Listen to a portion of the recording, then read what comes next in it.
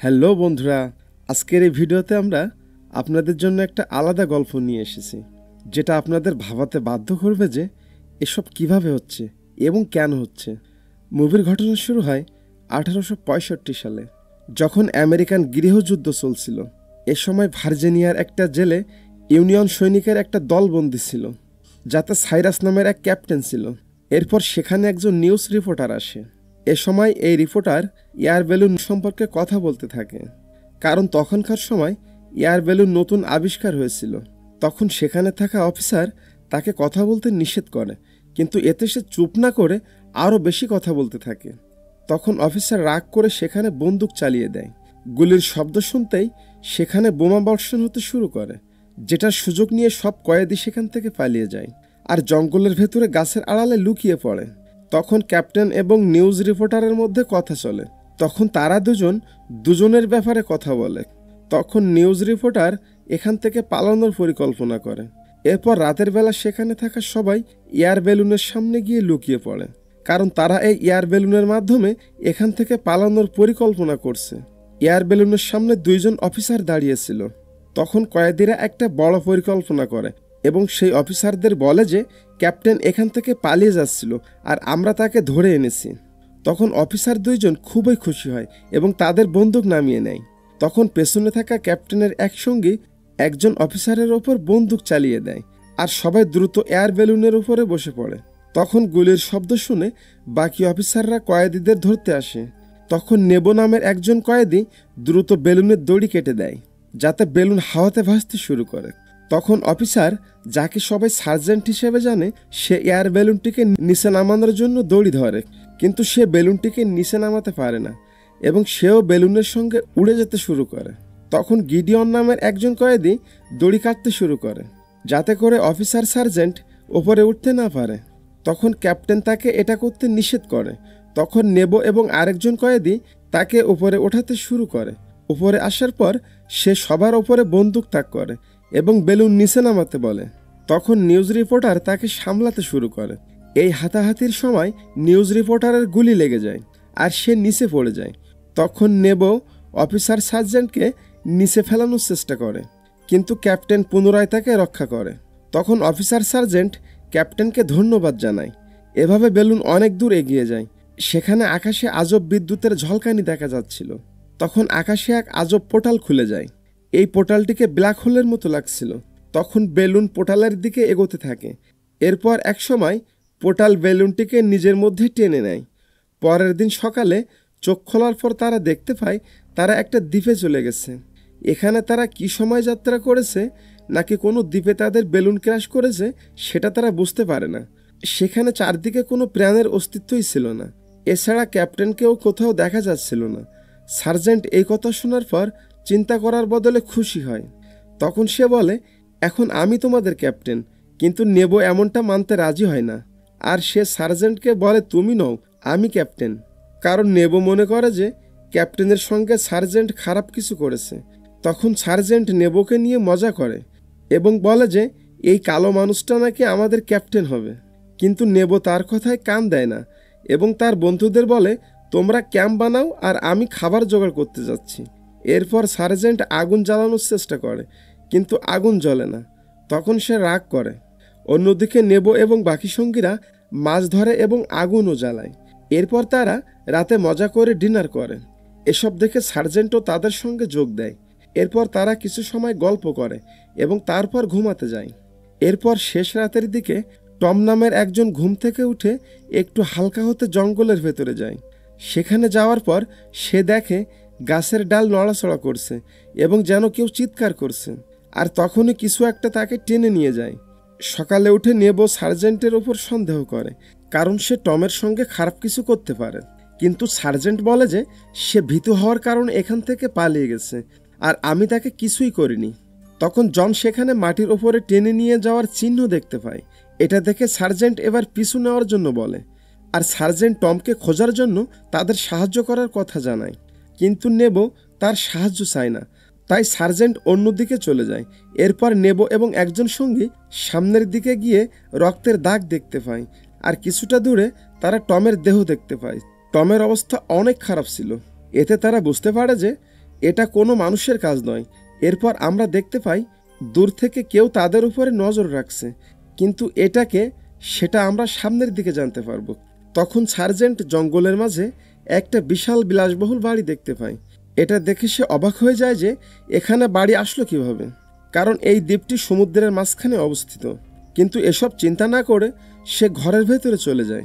ঘরের ভেতরে সবকিছু সাজানো গোছানো ছিল।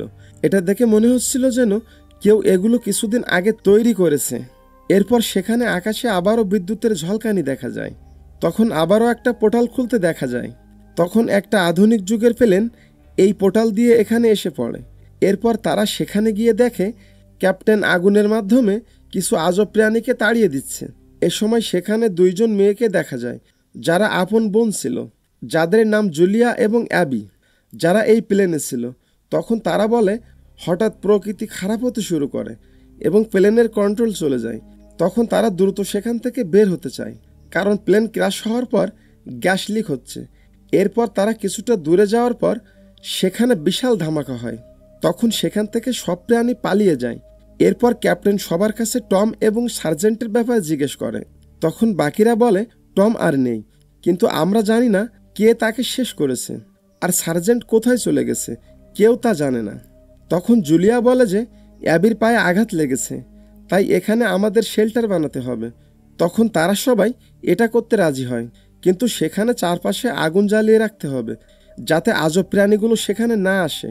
এরপর সকালে ক্যাপ্টেন জিজ্ঞেস করে যে তারা এখানে কবে এসেছিল এবং কতদিন তারা এখানে ফেসে আছে। তখন নেবো বলে যে তারা 20 মার্চ এখানে এসেছিল।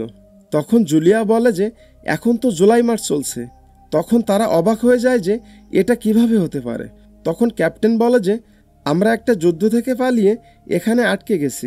তখন জুলিয়া জিজ্ঞেস করে যে কোন যুদ্ধ। তখন ক্যাপ্টেন তাকে 1865 সালের যুদ্ধের কথা বলে।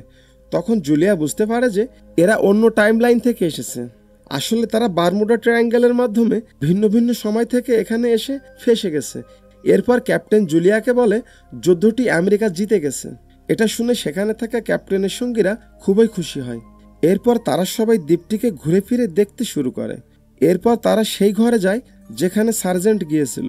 সেখানে তারা একটা বক্সে কিছু ফেলে আর দেখতে পায়। এটা দেখে ক্যাপ্টেন বুঝতে পারে যে এটা কোন ধরনের জিনিস। তখন জুলিয়া বলে যে এটা বিপদের সময় সংকেত দিতে ব্যবহার করা হয়। তখন ক্যাপ্টেন সেটাকে নিয়ে নেয়। এরপর তারা ভেতরে গিয়ে সার্জেন্টকে দেখতে পায় যে আরামে গোসল করছিল, কিন্তু সার্জেন্ট ক্যাপ্টেনকে দেখে অবাক হয়ে যায়। আর সে আবারও অবাক হয় এটা শুনে যে তাদের সঙ্গে থাকা দুটো মেয়ে ভবিষ্যৎ থেকে এসেছে। এরপর জুলিয়া সার্জেন্টকে বলে যে তুমি বাইরে যে ঔষধ রেখেছিলে সেটা আমার প্রয়োজন ছিল, কিন্তু সার্জেন্ট বলে যে আমি বাইরে কোনো ঔষধ রাখিনি। এছাড়া বাইরে পাওয়া জিনিসপত্র সম্পর্কেও সে জানে না। তখন তারা বুঝতে পারে যে এই দ্বীপে তারা ছাড়াও আরও মানুষ আছে। তখন ক্যাপ্টেন বলে যে এখানে চারপাশে আগুন জ্বালাতে হবে যাতে করে সে আগন্তুক ভেতরে আসতে না পারে। এরপর সার্জেন্ট বাইরে আগুন জ্বালানোর জন্য যায়। তখন সেখানে সেই অজানা আগন্তুক এসে পড়ে, আর এটা দেখে সার্জেন্ট ভয় পেয়ে সেখান থেকে চলে আসে। তখন ক্যাপ্টেন সার্জেন্টের ওপরে রাগ করে, কারণ সে একা বাইরে গিয়েছে। তখন জুলিয়া বলে যে এখান থেকে আমাদের দ্রুত বেরিয়ে যেতে হবে, আর এর জন্য আমাদের নৌকা বানাতে হবে। আমি সাগরের পাড়ে লুটকারীদের জাহাজ দেখেছি, হয়তো তারাও আমাদের মতো এখানে ফেসে আছে। হতে পারে তারা এখনও সেখানে আছে। তাদের জাহাজ আমাদের ঠিক করতে হবে, আর এই জাহাজের মাধ্যমে আমরা এই রহস্যময় দ্বীপ থেকে বের হতে পারবো। তখন সার্জেন্ট তাদের এই কাজে সাহায্য করতে রাজি হয়ে যায়। এজন্য পরের দিন তারা সাগর কিনারার দিকে যায় যাতে করে তারা সেই জাহাজটি খুঁজে বের করতে পারে। তখন তারা সেখানে একটা ছোট নৌকা দেখতে পায়, কিন্তু তারা এটা নিয়ে যেতে পারবে না, কারণ এটা হয়তো তাদের নৌকা। এরপর ক্যাপ্টেন বলে যে আমাদের প্রথমে দেখতে হবে এই নৌকাটি কারা ব্যবহার করছে। অন্যদিকে অ্যাবি ঘরে ছিল, কারণ তার পায়ে চোট লেগেছিল, এজন্য সে চলতে পারছে না। এরপর জন এখানে কাউকে আসার শব্দ শুনতে পায়। সে দ্রুত অ্যাবিকে নিয়ে খাটের তলায় লুকিয়ে পড়ে। আসলে এরা সেই সমুদ্রের লুটকারী ছিল যারা ঘরের ভেতরে হাঁটাহাঁটি করছিল, কিন্তু তারা অ্যাবি এবং জনকে দেখতে পায় না। অন্যদিকে বাকিরা সমুদ্র কিনারায় বসেছিল, তাদের ঘুম আসছিল। তখন তারা ঠিক করে একজন একজন করে পাহারা দিতে হবে যাতে করে বাকিরা ঘুমাতে পারে। সবচেয়ে প্রথমে সার্জেন্ট বলে যে আমি পাহারা দেব। এরপর সকালে দেখা যায় সার্জেন্ট সবাইকে ফাঁকি দিয়ে সেই নৌকা নিয়ে চলে যাচ্ছে, কিন্তু সে কিছুটা দূরে যাওয়ার পর তার নৌকা হঠাৎ নড়তে শুরু করে। সে বুঝতে পারে না যে কি হচ্ছে। তখন সমুদ্র থেকে একটা বিশাল আজব প্রাণী বেরিয়ে আসে। তখন বাকিরা বুঝতে পারে এখান থেকে সমুদ্রপথে বের হওয়া অসম্ভব। এরপর তারা ঘরের ভেতরে যায়, কিন্তু তখনও জন এবং অ্যাবি ঘরের ভেতরে লুকিয়েছিল। তখন ক্যাপ্টেন তাদের বের হতে বলে। তখন জন এবং অ্যাবি বলে যে কালকে রাতে এখানে লুটকারী এসেছিল, তাই তারা কোনো একটা আগ্নেয়গিরি সম্পর্কে কথা বলছিল, যেটা যে কোনো সময় ফেটে গিয়ে দ্বীপটিকে ধ্বংস করতে পারে। এজন্য ক্যাপ্টেন অনেক ভয় পেয়ে যায়, কারণ সব দিক থেকে বের হওয়ার রাস্তা বন্ধ হয়ে গেছে। তখন ক্যাপ্টেন জুলিয়াস সেই প্লেনটিকে ঠিক করার কথা চিন্তা করে। এরপর জুলিয়া এবং ক্যাপ্টেন সেই প্লেনের কাছে যায়, যেটা এখন পুরোপুরি খারাপ লাগছিল। তখন সেখানে আবারও কেউ তাদের দেখছিল। এবার ক্যাপ্টেন তাকে দেখে নেয় এবং তার পিছু নেয়। তখন বাকি লুটকারী জুলিয়াকে একা পেয়ে নিয়ে যেতে থাকে, কিন্তু তখন সেখানে ক্যাপ্টেন আসে এবং তাদের সঙ্গে লড়াই করতে গিয়ে চোট পায়। কিন্তু তখন সেখানে কেউ একজন কারেন্ট বন্দুক নিয়ে লুটকারীদের উপরে হামলা করে, আর এটা ছিল একজন বুড়ো মানুষ, যে তাদের বারবার এতদিন লুকিয়ে দেখছিল। সেও একজন ক্যাপ্টেন ছিল, যার নাম হয় নিমো। তখন তারা বুড়ো মানুষটিকে তাদের সঙ্গে যাওয়ার জন্য বলে। এরপর বুড়ো মানুষটি তাদের সঙ্গে ঘরে যায়, আর এই ঘরটি আসলে এই বুড়ো মানুষটির বানানো। এরপর বুড়ো লোকটি তাদের একটা গোপন ঘরে নিয়ে যায়, যেখানে আগে কেউ যায়নি। এখানে বুড়ো লোকটির অসংখ্য আবিষ্কার করা জিনিস ছিল। তখন সে বলে, এই ঘরটি আমি এবং আমার ক্রু সদস্যরা মিলে তৈরি করেছি, আর আমি এখানে 20 বছর ধরে আছি। যখন ব্রিটিশ সরকার আমার সব কিছু ছিনিয়ে নিয়েছিল, তখন আমি টাইম ট্রাভেলের গবেষণা করি, আর এতে আমি বুঝতে পারি যে সমুদ্রের তলার সময় আলাদা চলে। এজন্য আমি সমুদ্রের তলার কারেন্ট ব্যবহার করে একটা মেশিন বানিয়েছি। এরপর আমি টাইম ট্রাভেল করার চেষ্টা করি, কিন্তু তখনই পানির তলার সেই বিশাল প্রাণী হামলা করে আর মেশিনটি তুলে নেয়, যাতে বিশাল শক্তিশালী কারেন্ট ছিল। তখন মেশিনটি নষ্ট হয়ে যায় এবং এর শক্তিতে এখানে একটা টাইম পোর্টাল খুলে যায়। এরপর বুড়ো লোকটি এখানে এসে ফেঁসে যায়। সে এখান থেকে বের হওয়ার চেষ্টা করে, কিন্তু 20 বছর পার হয়ে গেলেও নিমো এখান থেকে বের হতে পারেনি। তারা কথা বলার সময় হঠাৎই ঘর কাঁপতে শুরু করে। তখন সবাই বাইরে বেরিয়ে আসে। এরপর তারা দেখে বাইরে সে আগন্তুক দাঁড়িয়ে আছে। তখন নিমো তাদের বলে, এটা তোমাদের কোনো ক্ষতি করবে না। এরপর ক্যাপ্টেন বলে, আমাদের দ্রুত এখান থেকে বের হতে হবে। তখন নিমো বলে, কিভাবে বের হবে? আমি 20 বছর ধরে এই চেষ্টা করেও সফল হতে পারিনি। তখন ক্যাপ্টেন একটা এয়ার বেলুন বানানোর কথা চিন্তা করে। এরপর তারা নিমোর একটা স্টিম ইঞ্জিন এবং প্রয়োজনীয় কাপড় ব্যবহার করে কয়েকদিন ধরে কষ্ট করে একটা বেলুন বানায়। কিন্তু বেলুনের ঝুড়ি বানানোর সময় সেখানে সে আজব প্রাণীগুলো এসে পড়ে। এটা দেখে দলটি তাদের সঙ্গে লড়াই করার কথা ভাবে, কিন্তু এটা করতে গিয়ে তাদের একজন সঙ্গী শেষ হয়ে যায়, আর প্রাণীরা সেই স্টিম ইঞ্জিনের সাথে করে নিয়ে যায়। এরপর তারা সেই আগ্নেয়গিরির দিকে যায়, যেখানে আজব প্রাণীগুলো থাকে। তারা লুকিয়ে ইঞ্জিনটিকে আনতে যায়, কিন্তু অ্যাবি সেখানে জনের দেহ দেখে চিৎকার করে, যাতে প্রাণীগুলো টের পেয়ে যায়। তখন ক্যাপ্টেন ইঞ্জিনটিকে তুলে নেয় এবং দ্রুত সেখান থেকে বেরিয়ে যায়। এরপর তারা ঘরে গিয়ে দেখে নিমোর অবস্থা খুবই খারাপ। নিমো তখন তাদের বলে, এই প্রাণীগুলো আমার ক্রু সদস্য ছিল, কিন্তু এই রহস্যময় দ্বীপ তাদের এমন প্রাণীতে পরিণত করেছে। তখন ক্যাপ্টেন নিমোকে তার সঙ্গে নিয়ে যেতে চায়, কিন্তু নিমো এতে মানা করে দেয়। যখন ক্যাপ্টেন এবং তার দল ইঞ্জিন আনতে আগ্নেয়গিরির দিকে গিয়েছিল, তখন নিমো নিজের দিকে খেয়াল না করে এয়ার বেলুনটিকে ঠিক করে, যাতে তার স্বাস্থ্য খারাপ হয়ে যায়। এরপর আগ্নেয়গিরি ফেটে যায় আর প্রাণীগুলো তাদের ওপর হামলা করে। বেলুনে ইঞ্জিন লাগানোর কারণে সেটা উড়তে পারছিল না। এরপর তারা সেখানে থাকা সব জিনিস নিচে ফেলতে শুরু করে, কিন্তু তাতেও বেলুনটি উড়তে পারে না। এরপর ক্যাপ্টেন ইঞ্জিনটিকে নিচে ফেলে দেয়। এরপর বেলুনটি উড়তে শুরু করে। এরপর বেলুন যখন সমুদ্রের ওপরে যায়, তখন সেই পানির তলার দানব তাদের ওপর হামলা করতে থাকে। তখন ক্যাপ্টেন কারেন্ট বন্দুক দিয়ে আকাশে ফায়ার করে। তখন কারেন্ট তাদের দিকে ফিরে আসে এবং বেলুনটি চলতে থাকে, আর সেখানে সেই পোর্টাল পুনরায় খুলে যায়। এরপর তারা অবশেষে সেখান থেকে বের হতে পারে, আর এখানেই মুভিটি শেষ হয়ে যায়।